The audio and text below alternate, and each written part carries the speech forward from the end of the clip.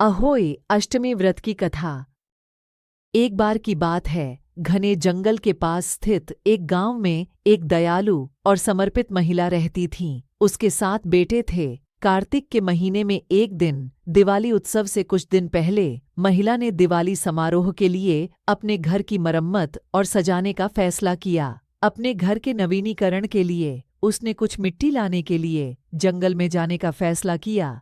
जंगल में मिट्टी खोदते समय उसने गलती से एक शेर के शावक को कुदाल से मार डाला, जिससे वह मिट्टी खोद रही थी। मासूम शावक के साथ जो हुआ, उसके लिए वह दुखी, दोषी और जिम्मेदार महसूस कर रही थी। इस घटना के 1 साल के भीतर ही महिला के सभी 7 बेटे गायब हो गए और ग्रामीणों ने उन्हें मृत मान लिया। ग्रामीणों ने मान लिया कि उसके पुत्रों को जंगल के कुछ जंगली जानवरों ने मार डाला होगा। महिला बहुत उदास थी और उसके द्वारा शावक की आकस्मिक मृत्यु के साथ सभी दुर्भाग्य को सहसंबद्ध किया। एक दिन उसने गांव की एक बूढ़ी औरत को अपनी व्यथा सुनाई। उसने घटना पर चर्चा की कि कैसे उसने गलती से शावक को मारने का पाप किया। बुढ़िया ने महिला को सलाह दी कि अपने पाप के प्रायश्चित के रूप में वह देवी अहोई भगवती, देवी पार्वती के एक अवतार शावक के चेहरे का चित्र बनाकर प्रार्थना करें।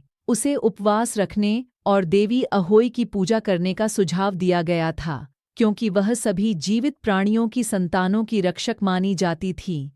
महिला ने अष्टमी पर देवी अहोई की पूजा करने का फैसला किया। जब अष्टमी का दिन आया तो उस स्त्री ने शावक का मुंह खींचा और उपवास किया और अहोई माता की पूजा की। उसने जो पाप किया था उसके लिए उसने ईमानदारी से पश्चाताप किया। देवी अहोई उनकी भक्ति और ईमानदारी से प्रसन्न हुई और उनके सामने प्रकट हुईं और उन्हें अपने बेटों के लंबे जीवन का वरदान दिया।